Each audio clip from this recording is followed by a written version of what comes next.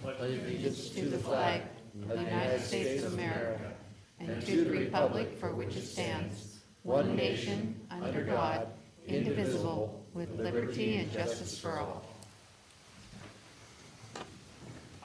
Thank you, everyone. At this time, I'll turn it over to City Manager Knighton to kick off tonight's agenda. Thank you, Deputy Mayor, members of council, and members of the County Commission. Thank you for joining us this evening.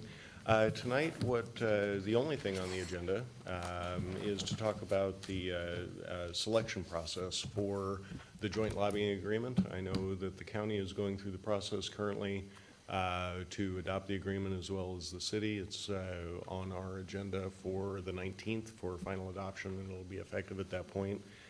But because the legislative session is coming up fairly rapidly, we wanted to get the projects on the list and ready to go and written up for our lobbyists to take a look at, assuming the desire of the council and the commission is to adopt the agreement and enter into this joint contract. There has long been an interest expressed to work collaboratively with Mason County and the City of Shelton, and this is one of the ways that we would like to do that in order to move the entire community forward. Staff has, in cooperation with Mason County, developed an agreement that you've all seen, and I have not seen any changes as of yet. We did include the SEDS list as part of this package because the interlocal agreement says that projects that are on the SEDS list and are of benefit to both jurisdictions will be considered for the joint lobbying agreement. Unfortunately, the SEDS list you have is from 2018-19, and but in future years we will have an up-to-date list prior to this meeting, which would be scheduled in the fall of each year, so we can get everything ready and set up, ready to go for our lobbyists to work with in the legislative session starting in January. And with that, I'd be happy to answer any questions, but I would be interested to hear the council and commission discuss their priorities and where we might agree. Well, I know one of the items that we've discussed at this meeting was the latecomers agreement, and that's something we've discussed at length at the city. I'm not certain how much conversation the county has had about that, but Jeff, do you want to speak a little bit as to where that currently sits and what some of the concerns are surrounding that? Sure. So the latecomers agreement is attached to property that is adjacent to the water and sewer line that runs out 101 toward the intersection with 101 and 102. That was an approximately $2.7 million project that was funded through the Washington State Patrol in order to serve their headquarters out near that intersection.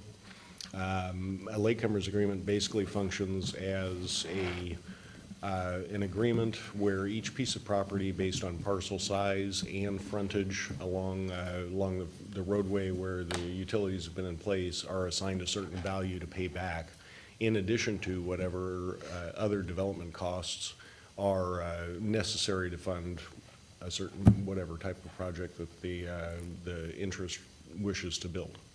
That latecomers agreement, in my view, it hampers economic development in the city of Shelton and in Mason County, and I think that if we're able to eliminate that or at least mitigate it, that would only enhance our ability to create economic activity in our community. We have quite a number of parcels. There's a lot of land out there, and it goes a long way. There were other issues as well, as extended the time frame that latecomers agreement is effective for. I believe it's through 2032. If I remember correctly. But in any case, it's more than a decade out. So with the latecomers agreement in place, unless something else changes, that makes the economic opportunities along that corridor more difficult to attract unless we can mitigate it and or eliminate it. I'm extremely happy to hear you talk about that. I sat down with your predecessor, and because I do real estate, I wanted to sit down and talk about some of the different options that were actually available that would have brought those costs down and spread them out a little more evenly. It never went anywhere. So there are opportunities, and because it is, with the state of Washington, they may be open to redoing that if you have a good solid plan in front. So I would look forward to sitting down with you sometime and giving you some of the ideas and stuff that we had talked about back then. But like I said, at that point, it was not even, they weren't even interested. So it is hindering development out there, and it's going to. You are 100% correct. I think the land there, the way it's zoned, where it's positioned on the transportation corridors, has a high potential for a great many jobs in our community and/or retail space, depending on what works best for the interest of the property owners and/or developers that are looking at it. And any way that we can enhance that ability, I think, is a worthwhile pursuit. Sure. I'd be happy to address that too. I know this issue has made it onto the city's resolution for a priority for next session, and I've actually done some inquiries with legislative staff about just the logistics of how we get this agreement satisfied, if we can do it ahead of schedule. And we're currently researching kind of the source of funds, because that will have an impact on how we relieve this. It may or may not require an additional appropriation from the state. I'm hopeful that it doesn't, but either way, I think, given my conversations with Jeff about sort of the economic development potential, if we were to eliminate these additional fees, I think the state has an interest, because the alternative is it sits there undeveloped for the next 25 years. Local governments don't receive any benefit from the development at all. So I think we have a strong case to make either way. We're moving forward with making that request next session. Just thinking outside the box. There's talk about, because of the WIRA work that's being done, there's a project out there about purchasing an old well in Capacity. There's maybe a possibility that whatever area that would have served, that money could actually go towards that latecomer. Just trying to think outside the box, because that, if anything that helps pay it down, gives you the ability to go back to them and say, can we rearrange this at, $50 per parcel across the whole spectrum of the parcels that it could affect, or even 500, or even 1,000 is still cheaper than anything you'd want to do. That is an opportunity that we have identified and are working to see what those possibilities are. Good. Well, being one of the people here that loves overregulation and expensive building fees and whatnot, way back when this was all going on, which was even before my time, it doesn't help to charge beyond the ability for a business to recoup their costs and get a business going. So it doesn't help anybody. So I'm glad that you and other people are thinking about this, and I think it's definitely something we need to look into, about making it cost affordable for businesses to come into this area. That's my 2 cents on that one. Any other thoughts from council members or commissioners? I am 100% on board. I think this is a great step, and it's good to have the community voice, the regional voice on this, and because we have heard through the county, through the EDC, that there's a strong potential for good development along that would need access to those city utilities, and to be able to work to help smooth that process over. Absolutely, I think it's a great move. I have to agree. I think it's awesome. I Finally. think once we adopt this, I'm assuming obviously it's a priority for the city, I'm assuming the county. Once it's adopted, I think letters of support from other organizations would be helpful.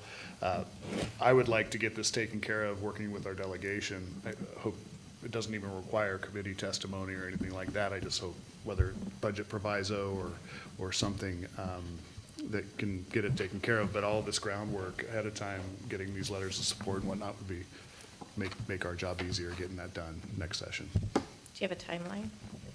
Well, I think we need to have our ducks in a row before the session starts, so that's January 13th. Just a question, do you think it would be helpful to have kind of an option A, B, and C laid out? Obviously, option A is the full meal deal, is Sure. kind of wiped clean off the slate, but we would, kind of the other things that we'd be shooting towards, if it's more palatable, maybe? I think that we should consider all options. I think we should ask for the full meal deal, and then obviously have a fallback position if that's not successful, but I don't want to give up on initial ask, because I think it's something that we can do. Okay. If it was an unrealistic request, I would tell you, but I think, given the case that we could make, I think we can get it done. But it's always good to plan and have contingencies in mind, so if not for the full relief of the agreement, let's figure out what a fallback position would be. And how would we want to do that, coming up with some alternative plans? So, asking for the full meal deal, and I think what we would do is we would have plans at 25%, 50%, and 75%. But that's not something that we would share. We would allow the state delegation themselves and/or staff to tell us where they're thinking, and then at that point, we can provide those plans. And it doesn't have to be an all or nothing. If you can get a chunk, I think your odds of renegotiating the latecomer fees is possible, just with even a chunk. So, you know, Do we, excuse me, do we know if any developers have shied away from that property because of those fees? We are researching that, anecdotally, yes, but we are researching that and putting that into a format, the request form, basically, for Troy now, and should have that before Thanksgiving. We'll have that.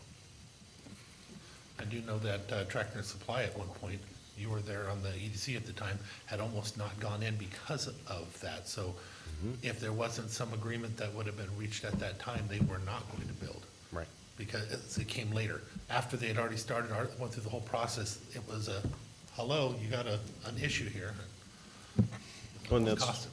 that's one of the things too, is making sure those requirements are communicated up front, so there's no surprises to our development community and/or investors. But we also know we're communicating bad news. If we can limit that bad news up front, I think that's worthwhile for all of us. We need money, we need businesses, we need growth, so there you go. Is that, that's something that we can put on our list that both jurisdictions support? Consensus? Yeah. Okay. Yeah. Yeah. The only thing I would ask, on the side note though, is I know we're gonna have projects that we always have, for the sewer. Same type of ask, same type of thing, so, you know, keep it in mind both ways. The next item that I think, let the counselors speak to this, but I think the next item that's a priority for the city is capital funding for homelessness response. And that's something that I think would benefit both jurisdictions as well. But happy to have council and commission discuss that. What we've asked for, or what the city has asked for in our own legislative agenda is $2 million for construction of a shelter, a supportive services model, if everybody's familiar with that concept, so that under the guidelines of the Martin v. Boise decision, we would be able to house homeless individuals and provide services for them, so that instead of addressing symptoms of the cause, we would be addressing the cause itself.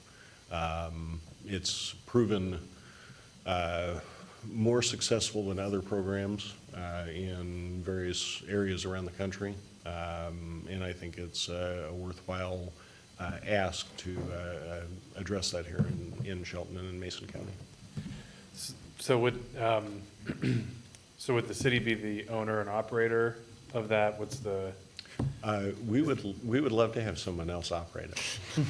We're thinking about the county, but Yeah, but we haven't had any takers yet. So at this point, that's what we're looking at. We have funded in our budget a homeless outreach coordinator for 2020, assuming the budget's adopted by our council. So that's really the genesis, the seed money, as you will, for a little bit of skin in the game. And that program would only grow over time in order to meet the needs of the community.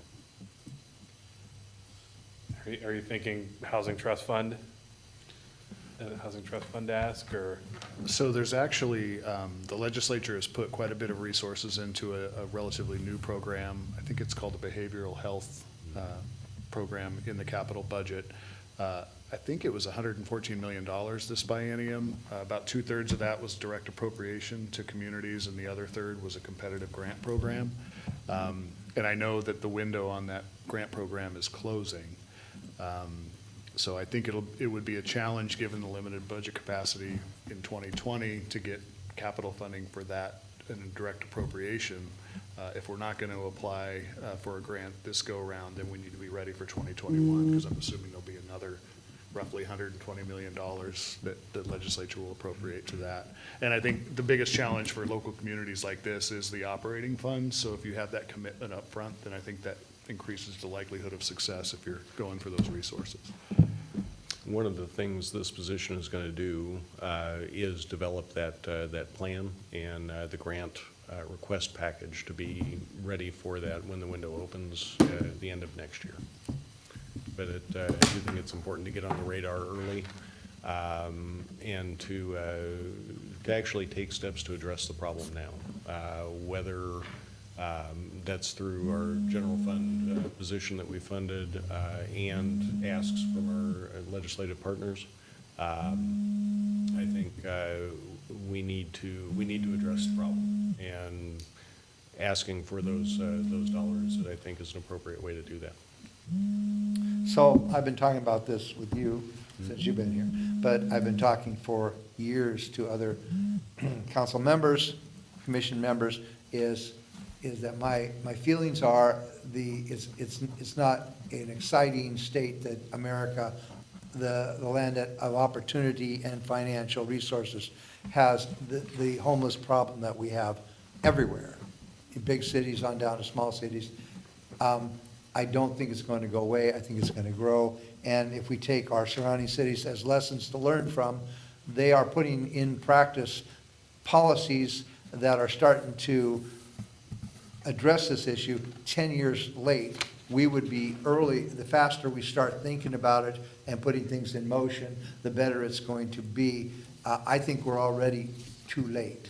But I think we need to be open to move forward on addressing this issue, because just thinking about it, that time is probably last 10 years. I think we really need to think about, and especially the county, because the county and the city is one place where people live and you know, I mean, we're kind of together, so I think we should be together on this issue, but we need to address it, and there are some cities that are moving faster in that direction and have been planning it, but we haven't really had an opportunity to really plan it, so I definitely think we ought to think about how we can house people who are not, for whatever reason, able to get into housing, and give them the option. And then the old tent cities are not what we're talking about. I mean, but we are talking about living situations which are much more humane and better than what the tent city, or living in the woods or whatever. So I'm a big supporter of what Jeff is talking about, and I've talked to many of you about that also. I don't think it's going to go away, and next summer it could be 60, 70, 80, 90 people in tents on our streets. So we kind of ought to think moving faster rather than slower. So I'm definitely supportive of this moving forward as an effort. Reason being, to echo Councilmember Kranz's statements a little bit, but also the majority, if not almost all, of the services that would be necessary to provide to the homeless community exist in the city limits of Shelton. I believe also that this is something that the city should take a leadership role in within our city limits, and not solely rely on nonprofit organizations or other groups to solve this problem for us. Also, the last piece of this is to not be completely enamored with solving the problem with one solution, with one permanent supportive housing item. This isn't something we should be totally focused on, that this is a one and done, but setting the foundation in place within the city limits to be able to provide for and create that access and that network that's necessary to put people on a successful path to not being homeless. And I think that's a good thing to bring bring forward and understanding, you know, some of the semantics in the legislature. There's a lot of people asking for a lot of money for this problem. And it's time to, as Jeff said, it put some skin in the game, so. Kevin can correct me if I'm wrong, but if we were successful in getting some kind of money for that, the county may be able to help us with the annual cost, maybe through some of the funds that we talk about every month? So we're currently operating under an interlocal agreement with the city to do planning for homelessness services and that kind of thing. We had that in place, and then we amended it recently with, once we took over the 1406, the House Bill 1406 funding as well. So, you know, that would have to be a conversation I think we would have to have through that, our county's Housing and Behavioral Health Advisory Board. But I certainly think we're probably open to having a conversation around that, but we need to be mindful of an approach that works countywide. Yeah. You know, I think certainly there's a lot of opportunity here to address the issue in the city, but there's also an issue in the broader county as well that we need to be mindful of. So I think I would be interested in seeing more about, you know, kind of this $2 million ask and the plan that goes around it, simply because I think we need to have a comprehensive approach to it. And I'd be just curious to see a little bit more. And I think it would give us an opportunity to identify partners that can help. You know, maybe if we had a bigger ask, we could, you know, do a project that would have a facility in the city and have one perhaps in Belfair, where we're, you know, taking a bigger swing at it and really addressing it through a comprehensive approach.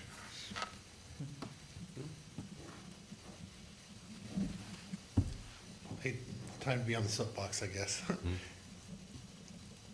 A lot of these things, they sound wonderful and be nice to be able to do some of these things, but we also keep setting ourselves up to continue the same cycle over and over and over again.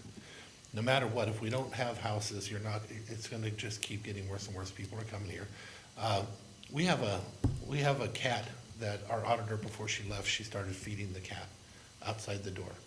And then it turns out that we have 3 cats that are the same color that are sitting there and now eating out of that bowl. And now there's a 4th one that I saw about 2 weeks ago. As long as you're setting the food out, it's gonna happen like that over and over again, especially if you're not doing anything to actually deal with the real issue of, can we have houses that we can afford to build? I think both the county and the city, and especially the city, not because I want to put the onus on you, this is where the services is, this is where the cat dish, the food dish is. This is where they're going to be. There's just no way around that. So we need to work together to do it for the whole county, but we need to look at many different options. You're not gonna get away with fixing it with one. You and I talked once before about something I've been thinking about. It'd be a partnership between the county, the city, and the port, because you'd want to go after them and go for Brownsville Grant to do a cleanup of the Pantorum cleaners. That could be turned into a hostel. So it's both makes a profit and can be utilized by going out and doing some things for some of the nonprofits. The counties back that up with a voucher that they pay for, and the amount of money could be low enough. But that's the beginning. You also need to have different sizes for them to be able to move up. You start from one place and move up. But still, you have to have houses outside of that, because where are they gonna go even after they get to the top of the food chain there? The city could help by finding a way, at least in certain areas, and I'd like to see the county do the same thing, I'm not just throwing on you, where we can loosen the restrictions on what it takes to actually build a house. The sizes that we can allow for the smaller rooms, how many we can allow on a hookup, discounts for those permits, to be able to do it. You could start in zones, just small zones, allow for just this area. Commissioner's been doing some work on, for, what's the name of the zone it is, that you're doing for? The opportunity. Opportunity zones. We could do the same thing of our own making here locally and work together, and that's where I could see maybe the county finds a way to help get those things started and get them moving. But if we don't do the whole spectrum, all you're gonna do is put out a food dish, and there'll be more and more coming. We found that out with the transit center. The more you put them there, the more they're coming out. Somebody told me that these people grew up here. I go and talk to them once in a while on the street. When you see a homeless guy with a chair, that's because I was tired of watching them lay on the ground, and the chairs are $6, so I go buy a chair and I give it to them and talk to them. They're not from here. There are some, but they're not. They come here for many different reasons. And if we don't recognize that, it's just gonna keep growing if all we do is feed and not produce any of the other stuff. Sorry about the Okay, soapbox, well, guys. and again, just, you are aware that Seattle is doing a policy, that is what New York is doing, and that's they are busing the people out of the cities to the smaller cities surrounding. So we have confirmed that Seattle is shipping homeless people to Shelton. So I did heard you know that? I didn't know for sure, but I heard it because one of your And- people and, that live I here mean, said that. that And happens again, someplace. you know, the deal is a person that's addicted to drugs, or a person that has real mental problems that can't afford a deluxe tent, is gonna have a real hard time buying a tiny home on a small lot that you developing. So this is a housing situation which is way below your minimum, three-bedroom rambler. We're talking about a segment of society which mental and drug mainly, I would say, has problems that we got to try and figure out how we can help them, but they're not going to be applying for a housing loan. Well, I respectfully disagree. I think there's gonna be, there's different levels. As somebody that's Oh, in real there's estate now, obviously levels. I can assure you, they can't afford to spend $1,400 a month for a two-bedroom, manufactured home, single-wide. You know, if we can produce enough on the market to keep the prices down, then some of those will be able to stay in. So outside of the scope of this conversation, but on our 2020 work program is addressing some of the issues in the development code that address the exact same thing that you're talking about. What we are discussing tonight is just the legislative ask and whether it's something that the county would support at this point as part of the joint lobbying, as part of the joint lobbying agreement. As Mr. Nichols mentioned, a very tight year. It's probably, well, I don't know how to phrase this. It's more likely than not that this won't happen this year, but I think it's important to get that concept on the radar so that when we do develop the grant and the details around that through the program that was mentioned, that we have, people have in the back of their minds that this is something that we've been asking for a while. And that's the purpose of adding this. Well, and to the point that we've discussed in this room, this is one piece of the solution. There is no magic wand we can wave over this issue. That being said, with the city being the county seat, we do see a concentration of services here, and that is a reality. So if there is an opportunity to provide a location that has not only housing, but hopefully a comprehensive plan that's looking at how are we also reaching out to the nonprofit partners in the community? Does everyone need to have their own office? Can we work together? Can we co-house? And the supportive housing model may actually end up giving nonprofits a location, which could free up retail space, which should generate tax revenue, which should allow us to additionally provide services. So I think it's a bigger picture than simply having a building to address Martin v. Boise.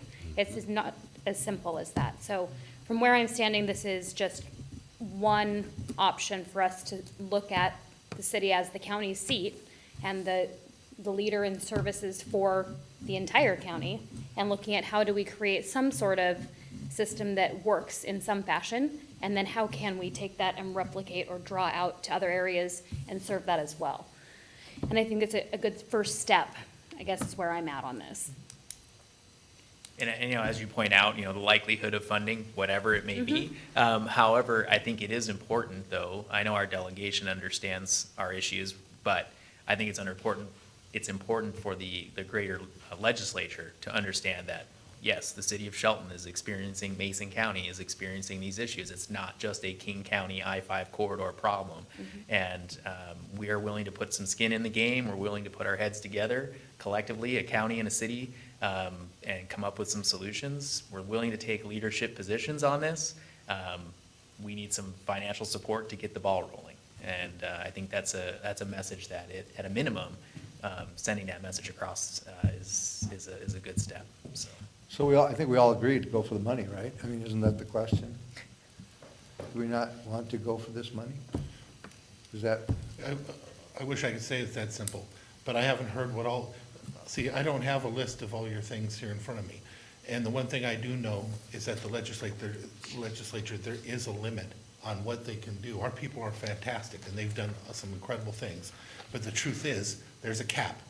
And we have a lot of projects, so I'd like for us to, at some point, see the list of projects that each of us have and look at them and then try to prioritize it out and actually try to win on some of these things and get as much money as we can, but prioritize it down on the things that are the most important with everything in mind.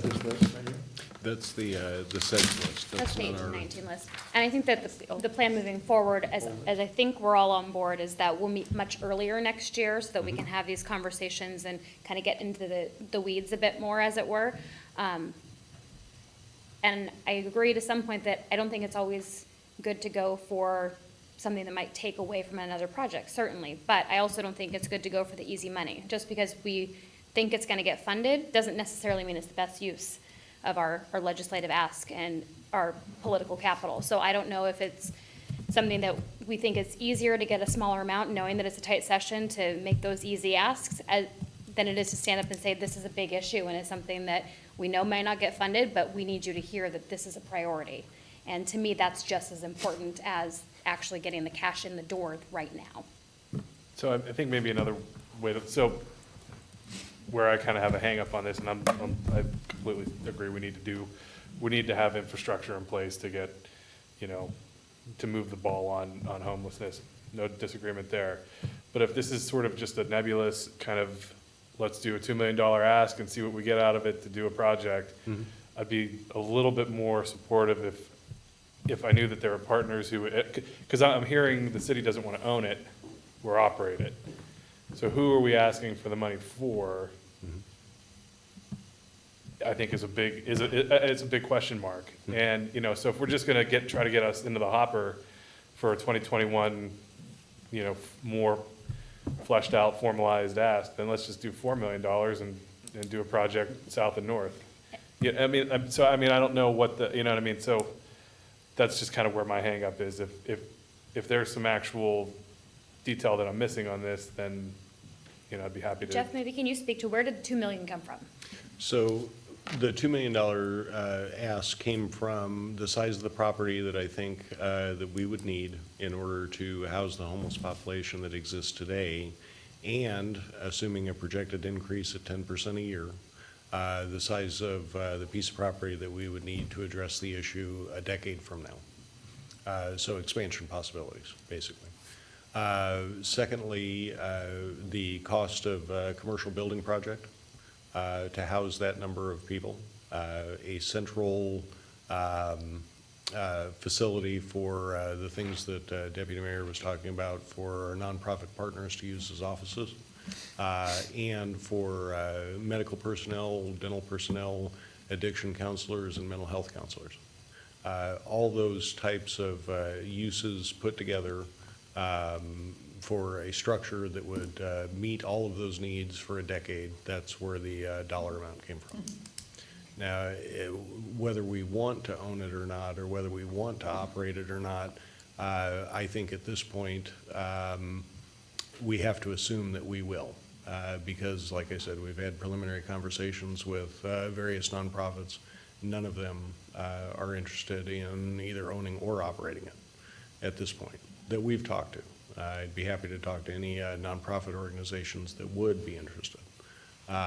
But the assumption has to be at this point that the city would own it because, as Councilmember Schmidt mentioned, we have to take a leadership position and address this issue. If we don't, it's not going away.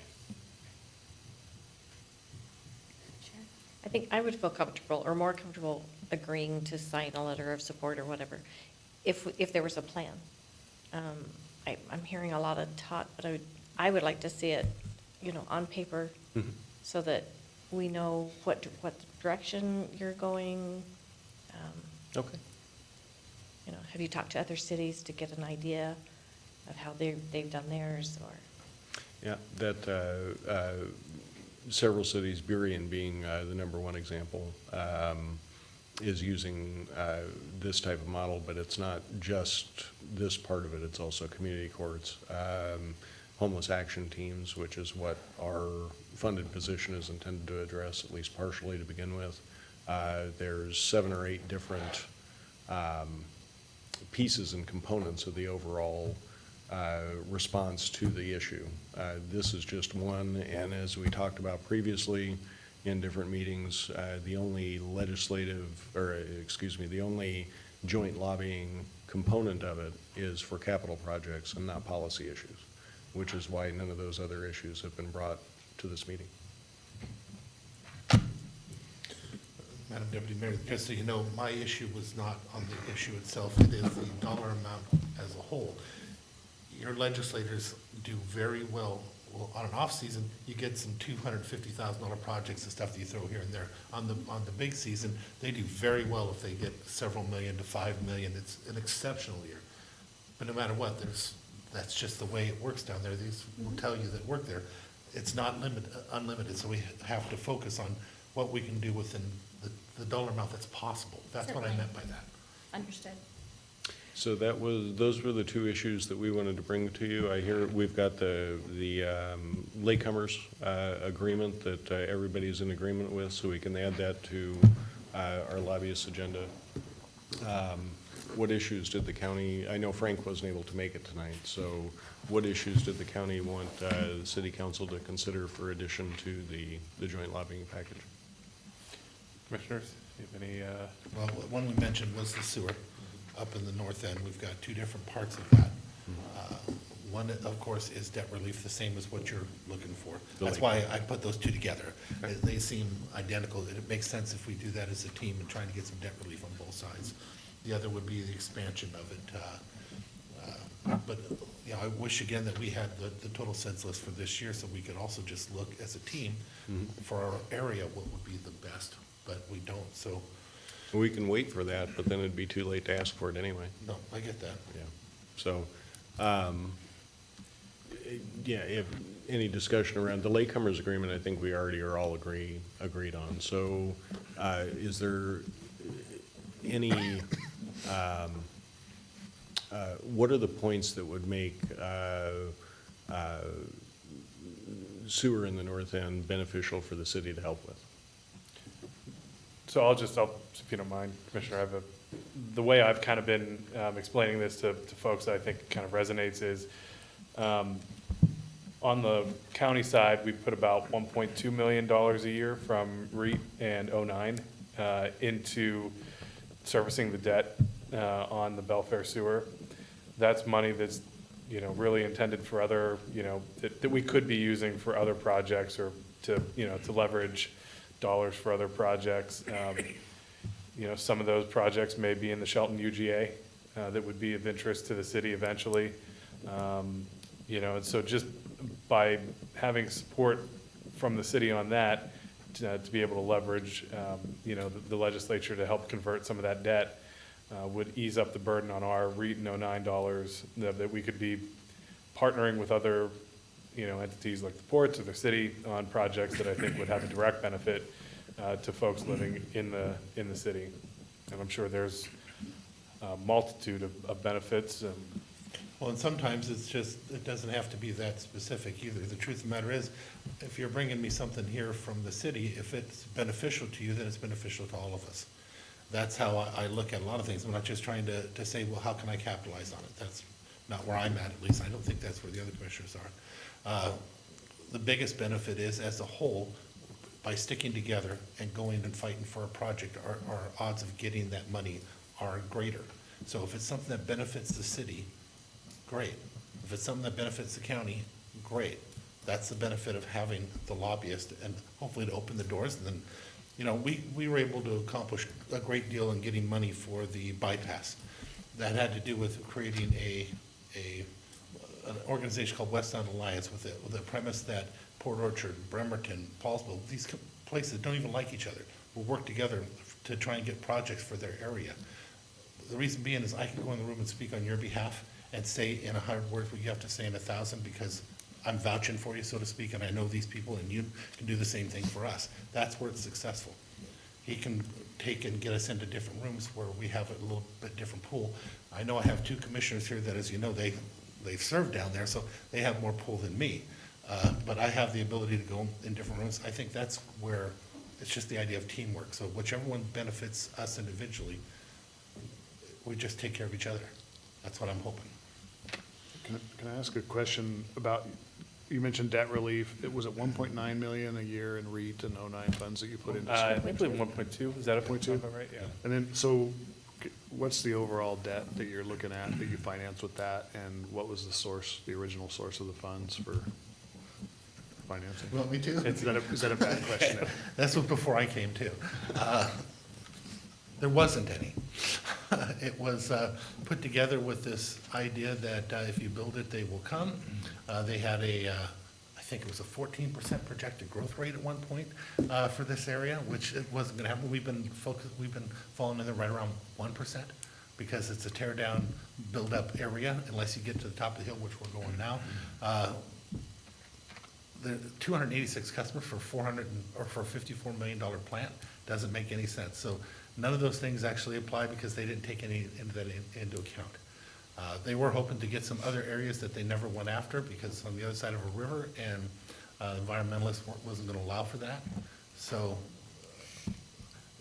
paying it off, right now, I think we're probably close to 8 now, because we were at 11. I think we're closer down. I think it's at probably 8 to 10 would But, be safe. yeah, but for us, I think what we're looking for is pieces. I don't expect that they're gonna come in, with, you know, swords wailing, swelling, going back and forth, gonna save the day, but they have been able to help us a piece at a time, as I would expect the same thing would happen with your latecomer. If they came in with, you know, last year they gave us 1.5 million.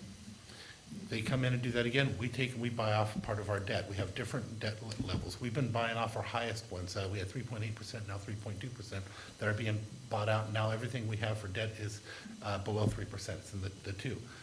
I could imagine if they were to give you $1 million for your debt relief, that's something like what you would do. And that's why I said it would be beneficial over everybody, and then maybe can renegotiate. But I don't expect us to go for the whole thing. I expect us just to try and get little pieces at a time. And they're predominantly ecology loans, correct? Some of them that are left, we have ecology and USDA that are what's left now. I So it would believe. be the ecology portion of it that we would be, Yeah. But So their ecology is the original source of the loan that was made for the. that and USDA. Okay. you know, and then the other part of it too is, you know, it's in an effort to stabilize rates, you know, up there for folks, so. And the REIT funds is used both ways. We currently spend some of the REIT funds on your sewer system too, just not as much. The debt was higher, it's been being smaller and smaller each year. I don't know what it is this last year. The year, 2 years ago was 180,000. I think it may be down now because it's been getting smaller each time. But if we were just to go for $1.5 million and you were to do something like that, I think that'd be successful for everybody around. I don't know if it would be helpful to have a general conversation about sort of the bond capacity that's left for next session, and, Yeah, I think that would help a little bit. because I know we've had this with the city, but I know Right. the commissioners haven't Just kind of the thumbnail version. benefited from my vast wisdom. So the state legislature, in the last session, spent all but $70 million in their total bond capacity. So the debt limit is figured about on the basis of 8.5% of an average of the last 6 years' gross state revenues. So we have a constitutional debt limit. They spent all but so we have 70 million heading into the supplemental, which historically is very, very low. You know, I used to help staff the capital budget committee, and typically it's 1 to 200 million minimum left over for the supplemental budget. So we're in very, very lean times. And I'm not saying that debt relief for this project isn't worthwhile, but if you divide 70 by 49 legislative districts, that's approximately $1.4 million per district, and not all legislative districts are created equal when it comes to needs, capital needs. I know there's some other requests that are gonna come through from other organizations like the YMCA. Debt relief in the 2020 session for something like this might be a stretch. I think in 2021, everything's on the table in terms of our ask. Just trying to right-size that request. If we have a joint agenda, asking for even $1 million or $1.5 million for something like this in the 2020 session might be a bit of a reach. And I think we should be ambitious generally in our goals and not be shy about asking for things, but we don't want to push so far that we get dismissed because we're asking for too much. I don't know where the bright red line is, but I can sort of see it generally, and that coupled with some other things might get us, we might be doing more damage. Well, and I would than think help. even if you were able to get 500K to start down the process this year, paying down that debt, it would be appreciated. And that might be something more what they can actually accomplish on the off year. One other thing that, it's not to ask for money on our side as much that I would like to see the city team up with us on, is an ask to keep the money in place that's already there for the freight corridor. That does affect you guys, because freight affects everybody when it's coming through. With the this last passage that just occurred here for the $30 car tab, that could be at risk. Currently, right now, the money's still in place. But being able to go there as a team and say, don't touch it, please make sure it stays. And I don't mean with our own. They're not gonna be our enemy. It's gonna be the other ones and getting in those doors and making a phone call to us as a lobbyist and saying, you know, Commissioner, can you come down here and talk to so-and-so? Commissioner, can you come down here and talk to Senator Rolfus and stuff like that? I'm already calling some of these people now, trying to keep the money there, but that's one of the best parts of having a lobbyist and the team. So instead of looking for that money, just looking to keep the money that's already there, because we also have joint uses on that aside from the freight corridor, and those cars still coming through here. 1/3 of them are gonna come here. That's why the freight corridor would be designed. But you still have the parking rights and other things that were in that gas tax that could evaporate if we don't stick together as a team.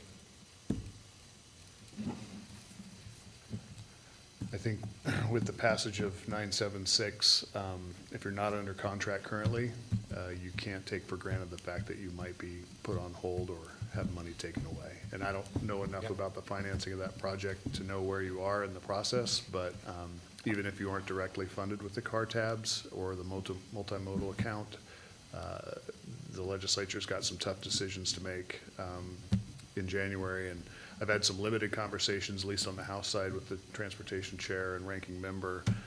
They're in the process right now of scrambling to put together just some goals of how they rank these projects and how they make the cutting list, and, you know, what factors go into those tough decisions. And so that process is just starting.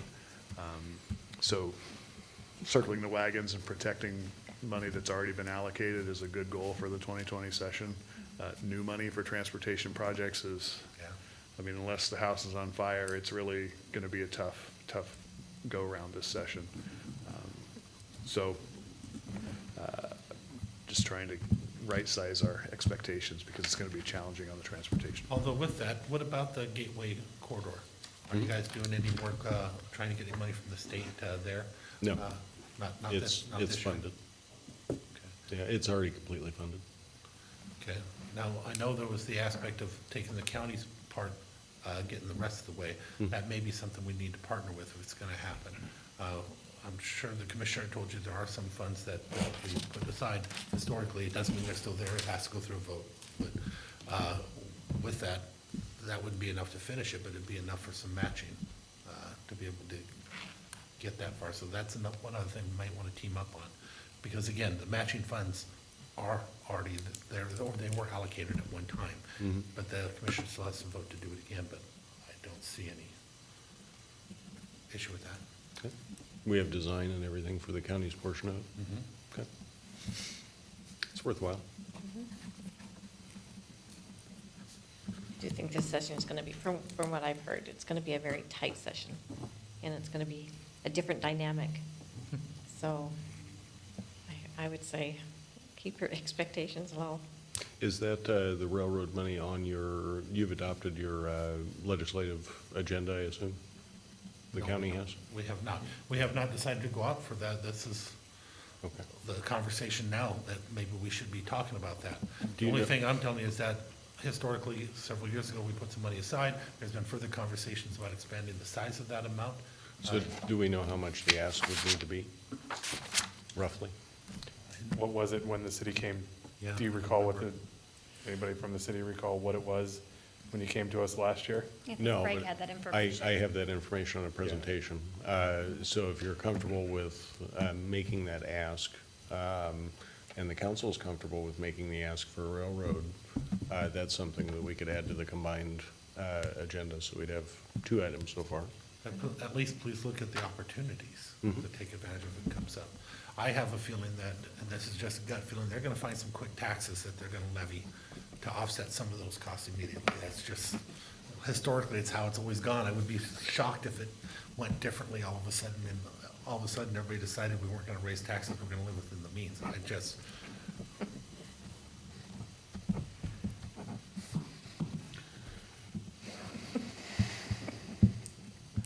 I think you're generally correct. I think that there are replacement funds that would be available if, say, for instance, if there was a statewide gas tax increase. But when the Transportation Committee chairs in both chambers have designs on statewide transportation packages that would be financed largely through a gas tax increase, they're reluctant to give that up, just to close the ground that we lost with the initiative passing.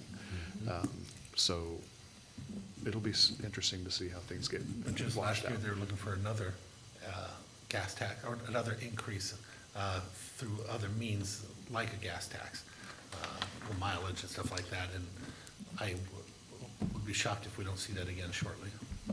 We just, I just believe, just like the bypass in the past, when we were already prepared to go and ask for that money and fight for that, there were those that were in that room that were saying, why? Why are we doing this? There's no money.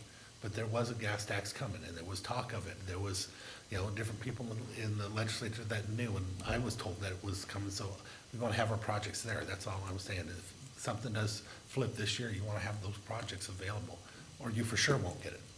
If you don't ask, the answer is no. Council, have any comment on any of the asks? I think so far, we've heard consensus on a couple of items. So at this point, moving forward with that, unless there's anything else anyone would like to introduce? I'm retiring, so I really don't care.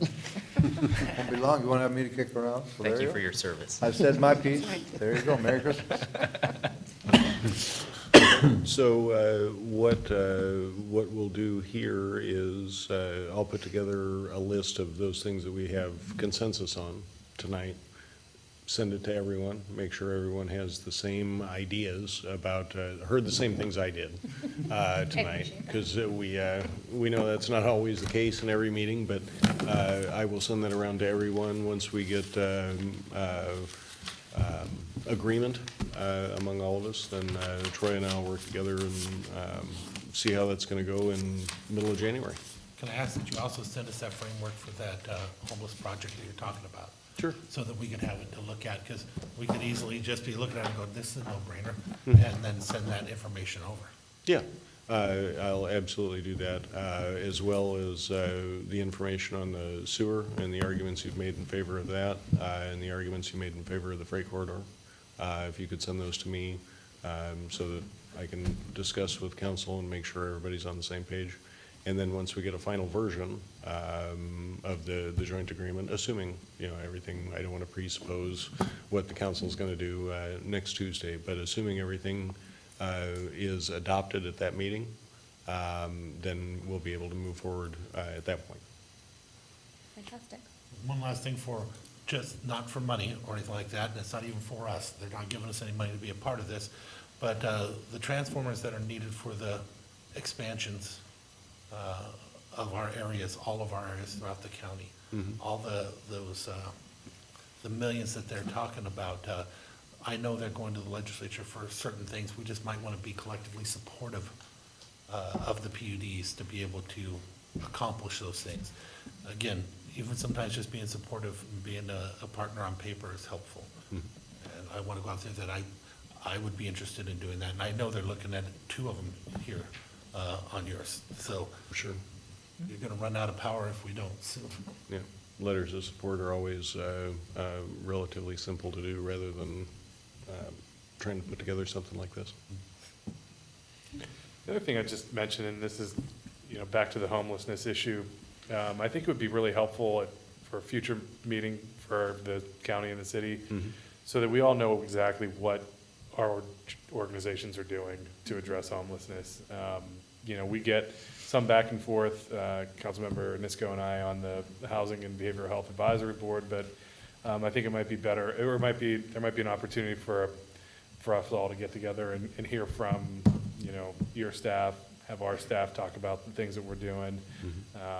There's some opportunities out there, and I think a lot of it is under the sort of the auspices of planning, and, let's get some of this stuff done for, commerce, so they don't shut the money spigot off for us and that kind of thing. But I think we can really dive into some of those other issues that go along with it, and, maybe once, encourage your council to adopt the budget with the homeless coordinator in it. Plug in for that, but once that person is onboarded, perhaps we can have a joint meeting again, specifically to talk about those issues and understand where the money that the county has, where that's being invested and how, Yep. and, just do a deep dive on that, I think would be really helpful. And I Yeah. think it'd be great to be looking at where we can leverage those resources and make sure we're not duplicating efforts to really make the most that we can out of that. I think it's a great idea. I like it. It's the one thing we've spent the most amount of time talking about tonight. Yeah. It's obviously an issue. So, yeah, it's, I think it's good to have some thoughtful debate and discussion, and yeah, I'd love to. We could save Sooner rather Troy, than we could later. save Troy coming to that one and just do Just make sure it's after a Seahawks win. Yeah. Well, there's so many of them, it really narrows down the options. I'm glad I'm not a 49ers fan today. Here we go. Well, He is. any next next one. one. Oh, you both are? After, I think holding these joint meetings is productive no matter the topic, but I think that one focused on homeless outreach and homelessness resources and how to partner to address that issue is important. I know that we had discussions among, the county chair and our mayor, whomever those individuals happen to be in the next term, is continuing. We will continue to have those meetings, and holding at least annual and occasionally biannual meetings between the council and commission, so that we both understand what we're working on is a good thing. And having a topic that we can focus our energy around during those meetings, like homelessness, I think is a good idea. So we'll look to set that up sometime, probably late spring, April, maybe early May, after the session, so we can see what we're working with. Yeah, and to, maybe Eric, bring some of that information to the advisory board.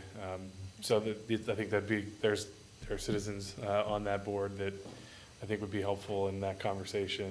And the citizen representation on there is broken up by county commission district, so it's the whole county kind of is represented on that. So I think, whatever you have and whatever you're working on, just make sure it's getting funneled up, and we can do a better job at that on our end too. Okay, Great. sounds good. Thank you, everybody. Anything else for the good of the order? I don't think so. Right, No, anyone else? Thank you. not for me, Thank anyway. you. Yeah, no, Yeah. I think, we're gonna have some discussion and, debate on priorities and projects and all that stuff, but I think this is really an exciting new chapter for the city and the county, so look forward to continuing to hammer this out. Yeah. Fantastic. All right, with that, we'll close the meeting at 6:58. Under an hour, nice job. Wow.